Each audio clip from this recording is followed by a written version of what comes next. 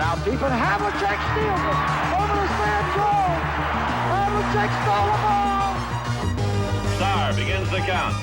Takes the snap. He's got the quarterback sneaking. He's in for the touchdown. The Green Bay Packers are going to be world champions.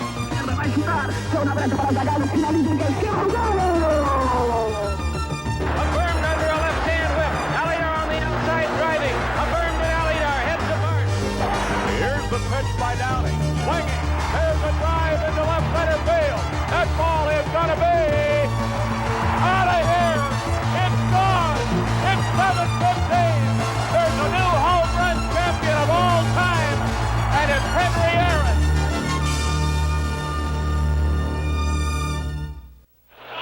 Hello, my name is Smokin Joe Frazier.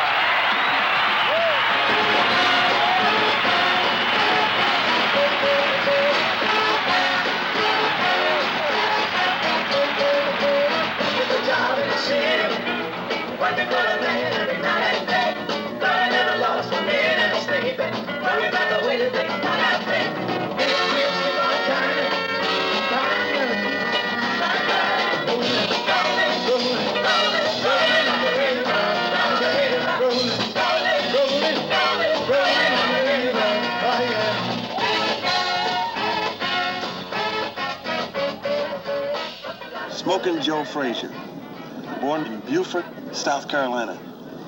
You're one of 13 children, Joe, born and raised on a farm. What was it like? What the heck did you do? Well, Reg, let's put it this way. Like, Mom and Dad, they was poor. But the things that they gave us and the things that they tried to project to us, that's all we had to know. And we were comfortable, we was happy, and we were satisfied with it. At that particular point, till I got up to understand that I want a better life. Joe, you were married at an early age. You moved to New York. You then moved back to Philadelphia, got involved with the PAL, Police Athletic League, and then made it to the Olympics, a fight with Buster Mathis. A heck of a lot happening in your life.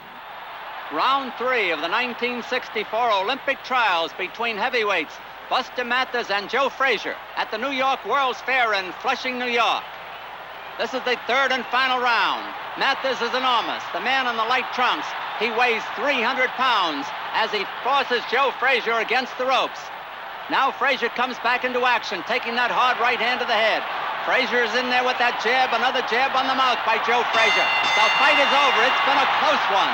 I lost to Mathis, but yet still something happened exciting, man. The guy busted up his hand, so there I was, a replacement, went over on a gold medal. Joe, during the Olympics, before you fought in the finals, you broke your thumb against the Russian. That's right. I fought the Russian that night after I knocked him down. I busted up the thumb, which was dislocated. So I didn't know that particular time. I was the only guy left in America, right, to represent us. So what I did, I said, look, I'm going out there one way or the other. It's the finals of the 1964 Olympics in Tokyo, the heavyweight division. American Joe Frazier pitted against the German Hans Huber. Frazier courageously fighting with a dislocated thumb, injured in his previous bout with the Russian Yemelinov. Joe, the last American boxer in the finals, is trying to become the first American to win the heavyweight title. And the winner, Joe Frazier. I went out with a busted up thumb, knowing it was dislocated. But I said, if I go out there and can touch him side the chin, hope. Did you touch him on the chin? He didn't go nowhere. He stayed there all day long. I beat on the head. He didn't go nowhere.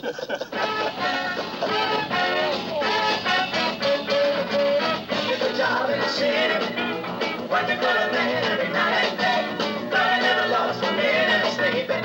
Worry about the way that things turn out. And it's real keep on turning.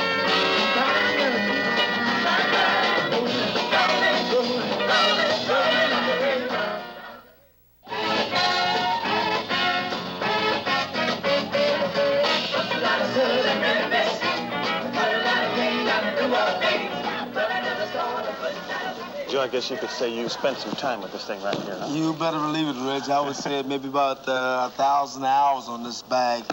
You go about 3 minutes on this thing right in a row, huh? Sometimes I cut mine to 4 and 4.5 or whatever it would take, you know, to like maybe condition the body. I like to go a long time on the bag. The bag don't hit back. That's why I like it. What's the difference between mine Let me see yours. See mine like this. You know, snapping. Much quicker. I'm in the wrong game. Yeah, okay. I'm in the right game. You're in the right game. Okay. Joe, you turned pro in 1966. 11 fights. Then after that, Yank started introducing you to some name fighters. Eddie Machen, Oscar Bonavena. Tough guys. Tough guys.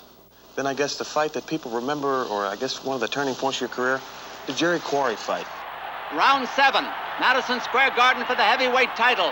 Frazier, the champion, has been catching up to Quarry, and in the last couple of rounds has been beating him badly. Now he's got him against the ropes, driving those lefts and rights to the body. A left hook, another left hook on the jaw. Quarry fights back, but he can't make it against Frazier, apparently, because Frazier is too strong. Quarry slips, but does not go down. On the inside, they tie each other up with Quarry coming out of it, taking a left on the head, driving a left to the body, and there's the bell. Dr. Harry Kleiman has come in, and the fight is over. Referee Arthur McCanty signals that Quarry, who is badly cut around both eyes, his face is mashed. Quarry cannot continue, and Joe Frazier once again has proved himself a great champion. It was a great fight. You know. Did he hurt you during that fight? I felt Jerry. Very good puncher. I felt him, but he didn't really hurt me to the point that, you know, where I'm sure any of it. Joe, it's 1970, and they've stripped Ali of the title. Jimmy Ellis wins the elimination crown, I guess you could call it, with a WBA. You're the #1 contender. You don't participate in the elimination.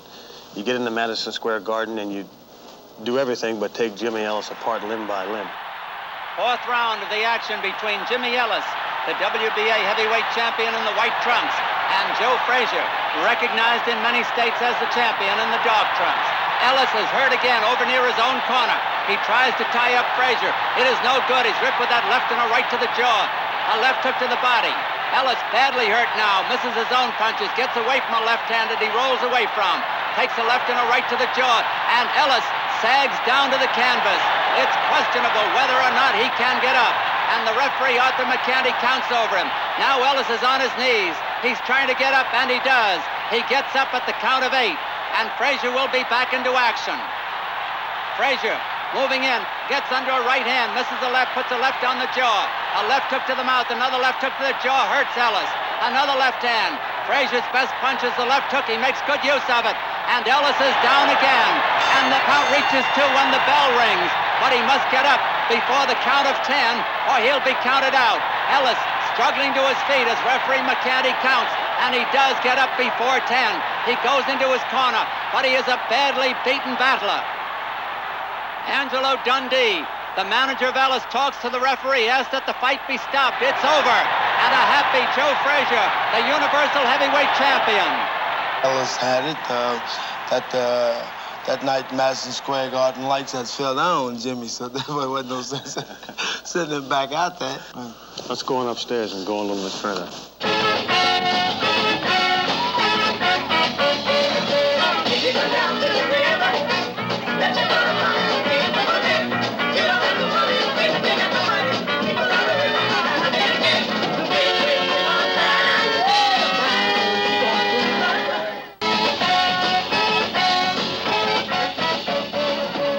Joe, after beating Jimmy Ellis, you're the champion now, but Ali does not let the world forget that the title was taken away from him.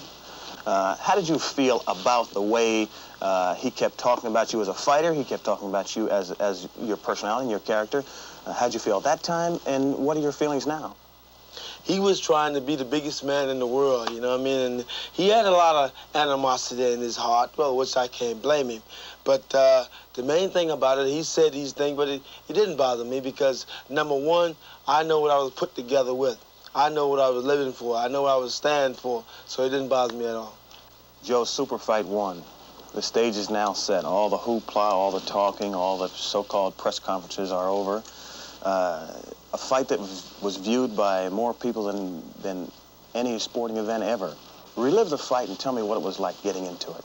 At that particular time, laying in the room and going through a few things, you know, and you see the guy on the tube, you know, and he's running his mouth, and I said to myself, yeah, you just wait until that fight come about, and then I'm going to show him what old Smoke is made of.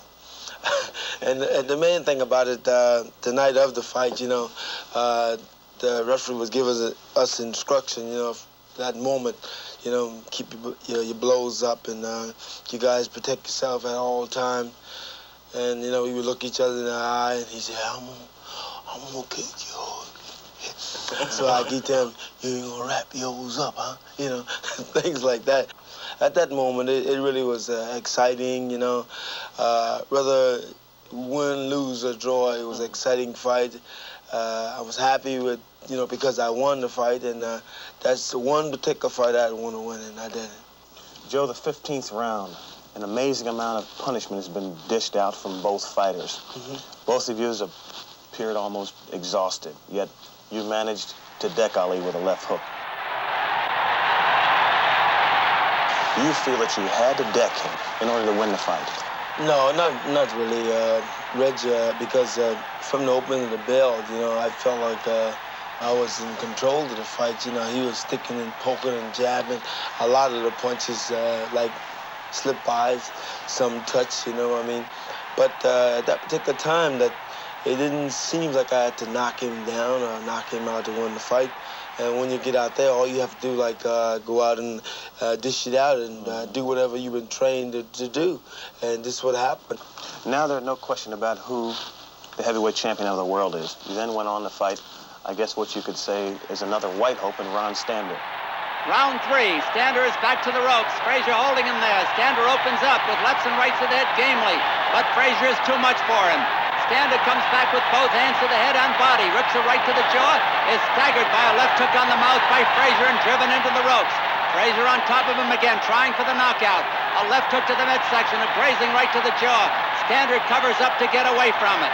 Frazier, hard right to the jaw at the bell.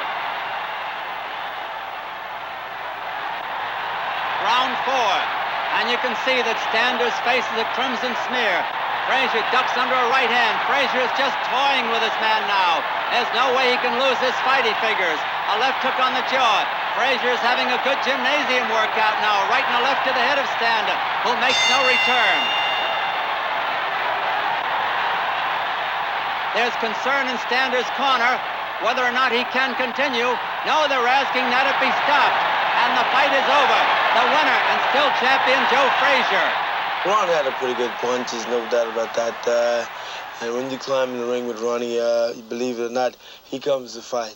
Joe, the first fight with George Foreman, you had said at that time that you took him too lightly, possibly you didn't get in shape, or was it a contrast, or was it a different type of styles? What made that a difficult fight for you? Let's correct some things. I don't recall saying I take anybody lightly. I always try to prepare myself, let's say, for every bout. I respect every fighter. I don't play anybody cheap. But George was a determined fella to go out and get the job done, which I was too, you understand? But he just overpowered me. Round 2. It's hard to see how Frazier can last. Joe is down for the 6th time. Let's see if the referee stops it. No. He's trying to get his man to a neutral corner. Frazier doesn't know where he is. The fight is over. The winner is George Foreman. I got caught with some wicked shots, but yet still, after every knockdown, I got back up. Why did you get back up? Instinct? Well, because I would say instinct, willpower, and, you know, I was ready to go still. Super Fight 2, it doesn't have the interest by the fans, doesn't have the interest by the news media that Super Fight 1 had. You had been beaten by Foreman, Ali by Ken Norton. Then all of a sudden, something happened at ABC, caused by Ali and his normal taunts, I guess you could say. What happened? Well, at that particular time, we went in the studio, and it became more of a family situation, you know, with his brother and myself. And we got into a conversation of what went on in the fight. I think I was showing some highlights of the first fight with him and I. And we got into the point of saying, you know, hey, man, look how you got hit with the left hand. I said, well, look, never mind all this, you know. And his brother came in the picture. Hey, don't talk to him, man. I said, well, you know, he ain't nothing but another dude, you know what I mean? Right. I don't care. So he came on the set and started arguing. And he stood up and I stood up, you know. So therefore, I figured it was just me one out there. So therefore, I'm going to get the man the closest to me, and that was him. And that's what happened. Joe, what really happened at Super Fight 2? What do you feel were the high points of that fight? What stands out in your mind? Well, I would say I can look back in practically all the fight with the champ that every round I heard him. He showed some kind of, let's say, effect that he got tagged, and that means a whole lot to me that I know I was getting to him. It's the 12th and final round of an untitled bout between Joe Frazier and Muhammad Ali at Madison Square Garden. Frazier holding Ali against the ropes as the referee gets them apart. Ali backing towards the ropes again. Frazier gets away from those left hand, takes the right to the chin, pounds both hands to the body. Again, they're on the inside. Frazier ripping that right hand to the midsection at the bell. Joe, you lost a decision in Super Fight 2. Many of the experts that watched the fight were there, felt that you were robbed of the decision. Well, Reg, I feel the same way, you know. But inward, I know I won the fight. Joe, Super Fight 3, being tired, physical exhaustion, fatigue, something that I guess you really can't experience unless you've been there. Ali made a statement that said that it was the closest thing to dying that he'd ever experienced. And he said that he didn't know if he could have come out for that 15th round also. How did you feel? Well, Reggie, I would say, number one, man, it was hot. It was hot, on top of hot. And I would say that it had to have been like 110 more. Big round for Ali. Frazier has taken a good going over. A big rally by Ali.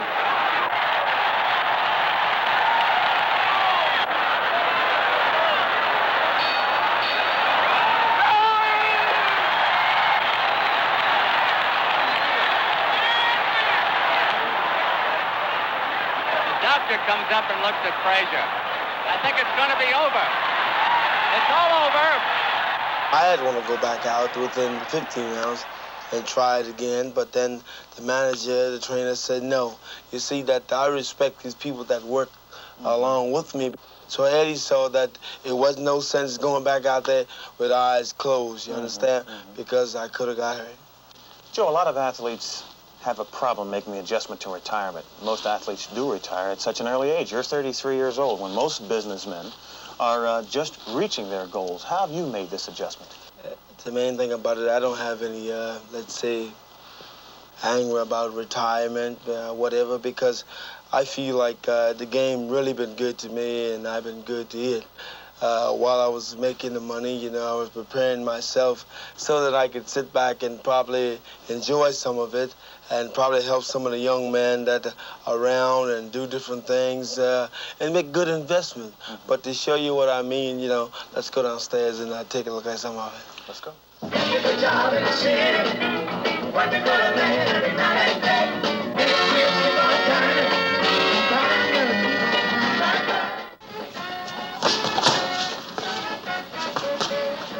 Joe, retiring as a fighter, you're still a businessman, yet you stay close to the fight game by having your own gym and having the fellas come down and work out. You've got a stable of fighters right now. Who's the number one guy? Is it Bobbitt? Well, as of now, it's Dwayne. And then we have several guys coming up, which my oldest here, he's doing pretty good, which is Marlis. Your son out there, huh? Yeah, well, I would like to see him go into something different, but then he said, Dad, I'll take a shot at it. It's up to him. In fact, all these guys here, matter of fact, Charlie, he's in college, and Jake is a professional. That's my nephew behind you. So these guys really, man, want to express themselves, so they really have to do things, you know, that really help them out. And the only way they can do it, you have to take a part of it, really. Joe, let me take this opportunity to thank you for letting me look at your great boxing career, for also letting me have a look at the man, Joe Frazier. I'd say that if I had to describe you in a couple of words, I'd say that you're a living, walking rendition of the word desire and determination. Thank you, Joe Frazier. Pleasure talking with you, Reg. Boogie.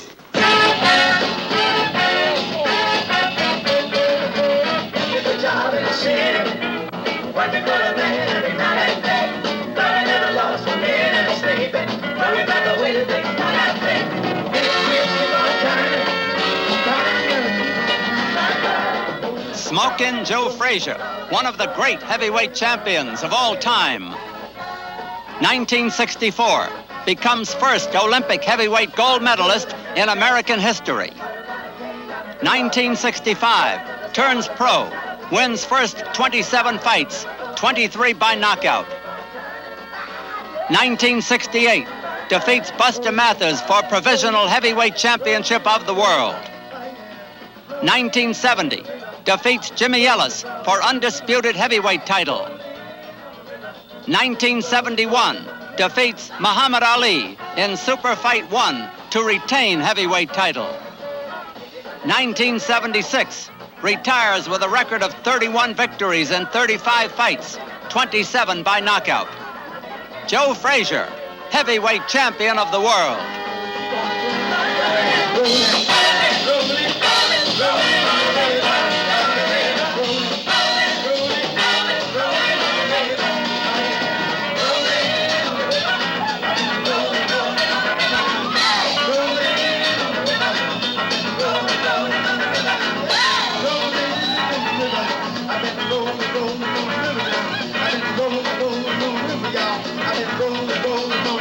Good night, everybody. We gotta get out of here.